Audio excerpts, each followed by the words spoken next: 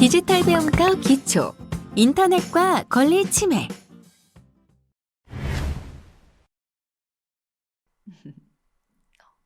잠깐.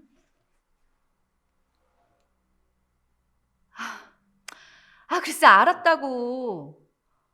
엄마가 알아본다니까. 넌 빨리 학원이나 가. 왜 또 힘찬이한테 무슨 일 있어? 아유 정말 내가 우리 동네 빵집이 새로 생겼는데 인테리어도 예쁘고 빵도 맛있어. 얼마 전에 힘찬이랑 빵 사러 갔다가 인증샷을 찍었는데 예쁘더라고. 그래서 몇 개를 이어서 짧은 동영상으로 만들어서 내가 요새 시작한 SNS에 올렸지. 그런데 빵집 주인이 그 사진을 자기네 가게 홍보에 쓴 거야.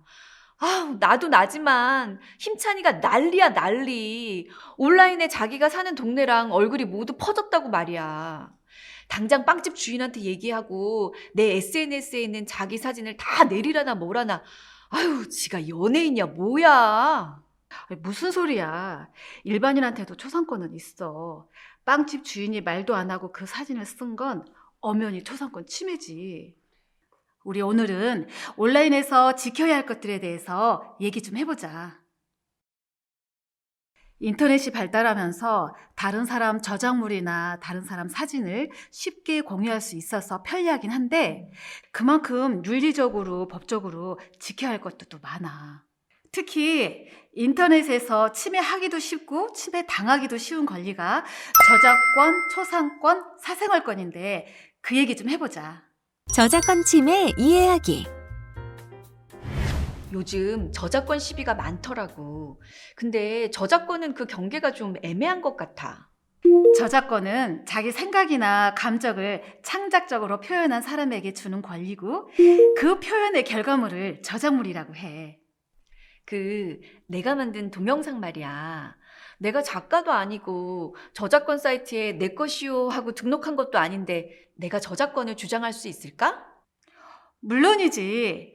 남의 것을 베끼지 않고 스스로 창작한 것이라면 어린이들의 글이나 그림도 충분히 저작물로 인정받아서 보호받을 수 있어.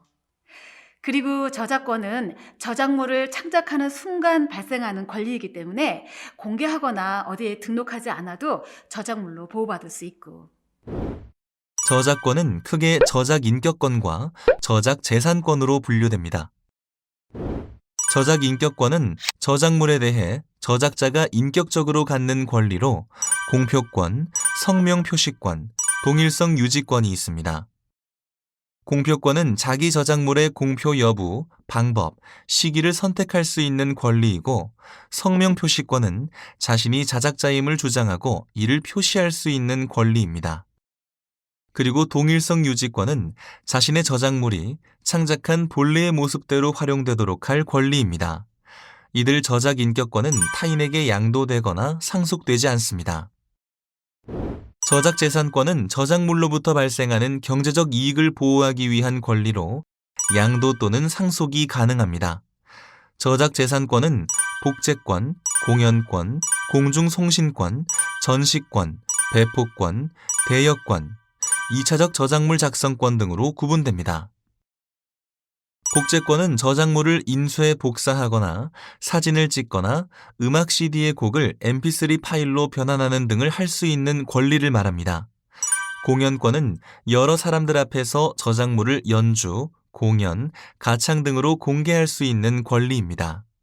그리고 공중송신권은 자기 저작물을 송신하거나 이용할 수 있게 제공하는 것과 관련된 권리고, 전시권은 저작물 원본이나 복제물을 전시할 수 있는 권리입니다. 배포권은 저작물 원본이나 복제물을 여러 사람에게 나눠주거나 빌려줄 수 있는 권리고, 대여권은 상업적 목적으로 공표된 음반이나 프로그램을 영리를 목적으로 대여할 수 있는 권리입니다. 그리고 2차적 저작물 작성권은 원래 있던 저작물을 번역, 변형, 각색하거나 영상으로 제작하는 등의 방법으로 이용할 수 있는 권리를 말합니다. 온라인에서 특히 저작권 침해가 많은 것 같아. 영상이나 음악 같은 것도 막 올리고 공유하고 하잖아. 맞아. 이 저작권이 제대로 지켜지지 않는다면 누가 좋은 작품을 열심히 만들겠어? 우리가 더 좋은 음악, 더 재미있는 영화나 방송, 더 감동적인 작품들을 즐기기 위해서라도 저작권은 제대로 지켜줘야지. 온라인에서 일어나는 저작권 침해 유형. 인터넷에서 떠도는 글, 그림, 사진을 퍼서 내 홈페이지나 카페, 블로그 등에 옮기기. 저작권 표시도 없고 남들도 다 쓴다고요? 절대 안 됩니다. 저작권 표시는 없어도 저작권자는 반드시 있습니다. 공유 사이트나 웹하드 등에서 자료 주고받기. 안 됩니다. 내 것도 아닌 저작물을 함부로 올려서 공유하면 절대 안 됩니다. 함께 나누는 것은 좋지만 내 것도 아닌 것을 나누는 건 범죄입니다. 영화, 음악 파일을 게시판 자료로 올리기. 이것도 안 됩니다. 직접 만든 영화, 직접 만든 음악이 아니라면 반드시 저작권자의 허락을 받아야 합니다.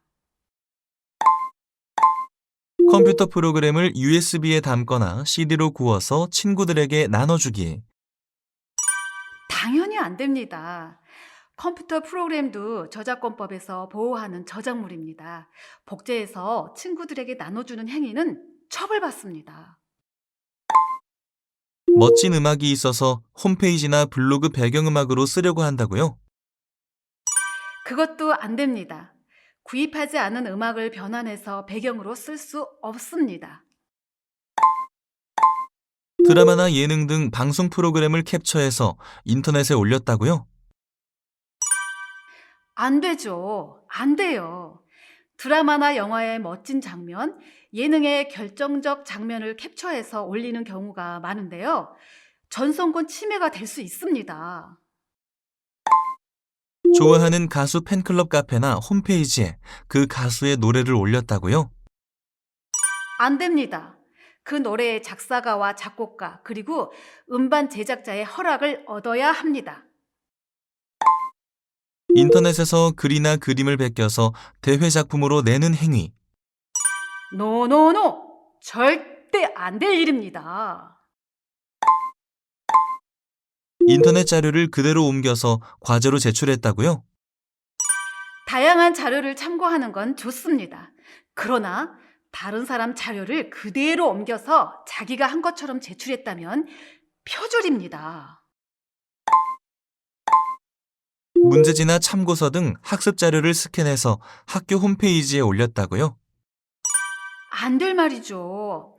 학습 자료에도 모두 저작권이 있습니다. 아무리 좋은 취지라고 해도 함부로 자료를 공유해서는 안 됩니다. 그럼 저작권 침해는 어떻게 대응해야 되는 거야? 저작권 침해 신고는 한국저작권위원회가 운영하는 한국저작권보호원 카피 112로 일원화되어 있어. 1800-5422로 전화하면 법률 상담관의 상담도 직접 받을 수 있어. 초상권 침해 예방하기.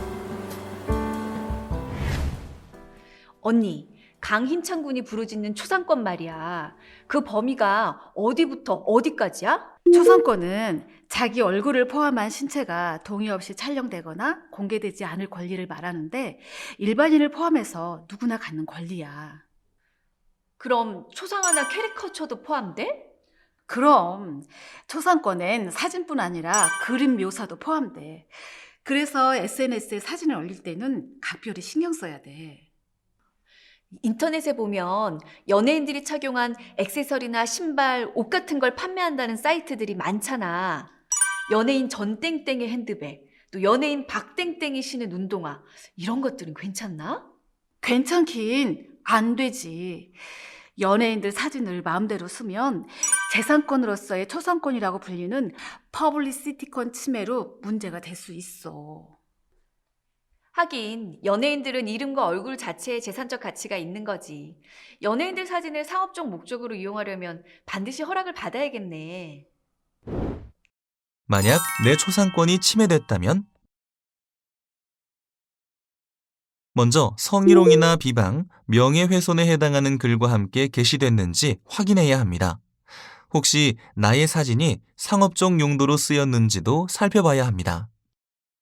소송 여부를 떠나 우선 할 일은 캡처, 사진 등으로 증거를 확보하는 겁니다. 그리고 내 사진을 올린 당사자는 물론 내 사진이 올라가 있는 포털 사이트나 SNS 업체에 사진을 내려달라고 요청해야 합니다. 사생활 침해 예방하기. 힘찬이 말이야. 사춘기가 오는지 내가 뭐만 하면 프라이버시 침해래. 방이 하도 지저분해서 청소해줬더니 프라이버시 침해. 또 지 메일 좀 봤다고 프라이버시 침해라나? 메일은 어떻게 봤어? 어떻게 보긴 어떻게 봐. 청소하려고 방에 들어갔는데 컴퓨터는 켜놓고 로그아웃도 안 했더라고. 그래서 잠깐 본 거지. 그게 지 잘못이지 내 잘못인가? 공용 컴퓨터를 사용하고 로그아웃을 깜빡하는 경우가 많은데 그때 자기 정보가 타인에게 노출될 수 있다니까? 그리고 너 친구나 연인, 가족이라도 이메일을 훔쳐보는 건 사생활 침해다?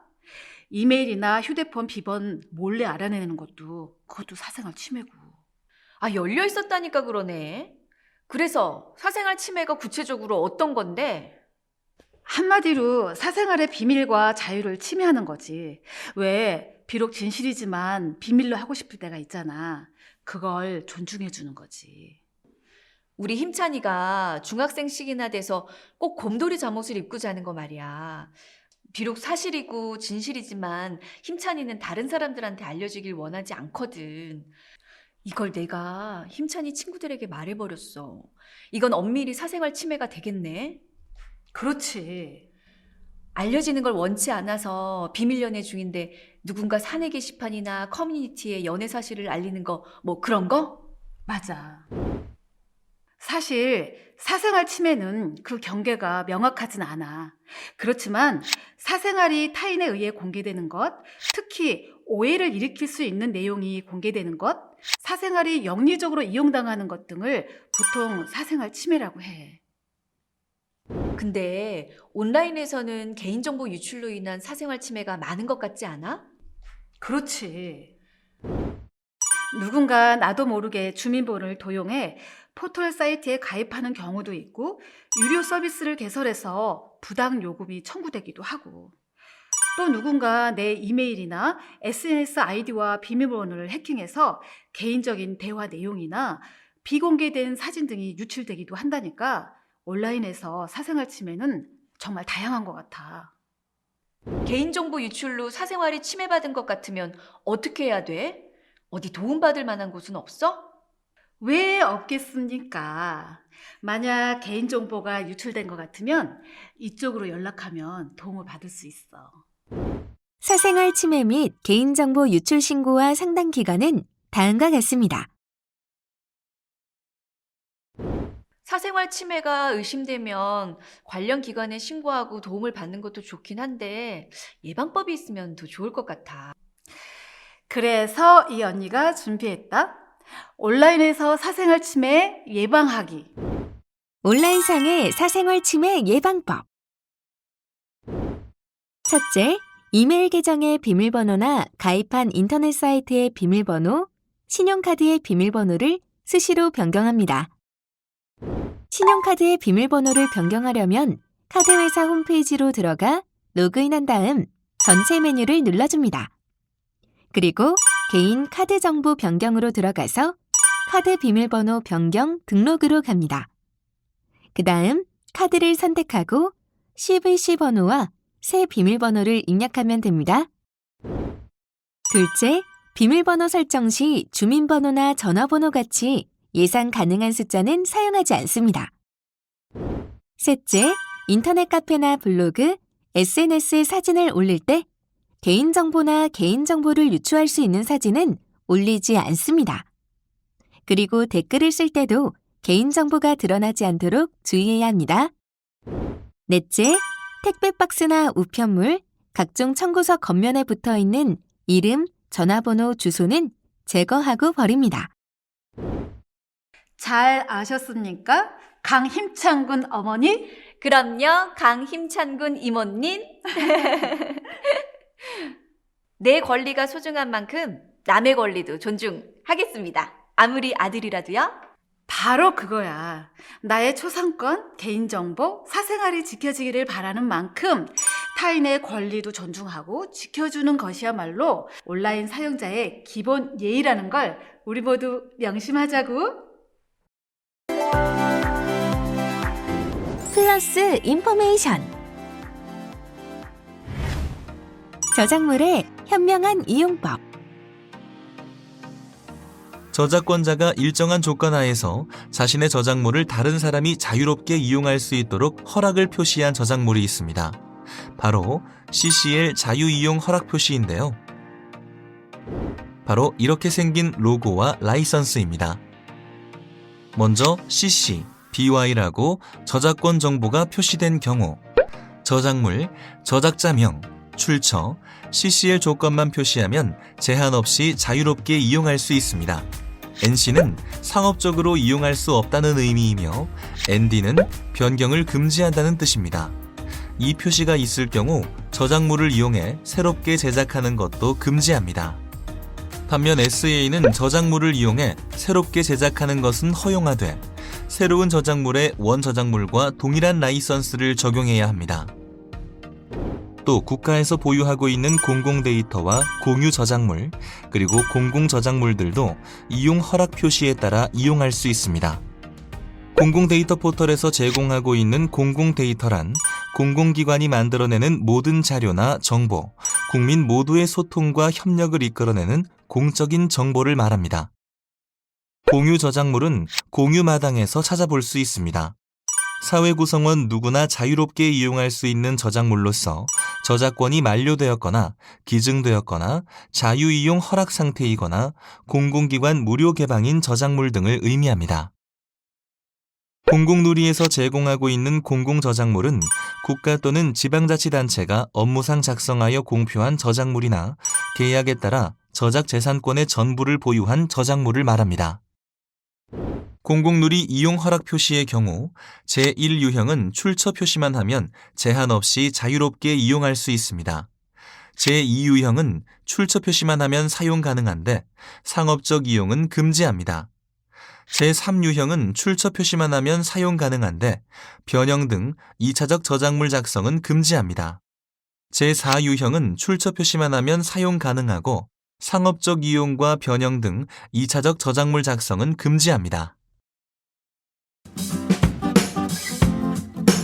이것으로 인터넷과 권리침해 학습을 마치겠습니다. 감사합니다.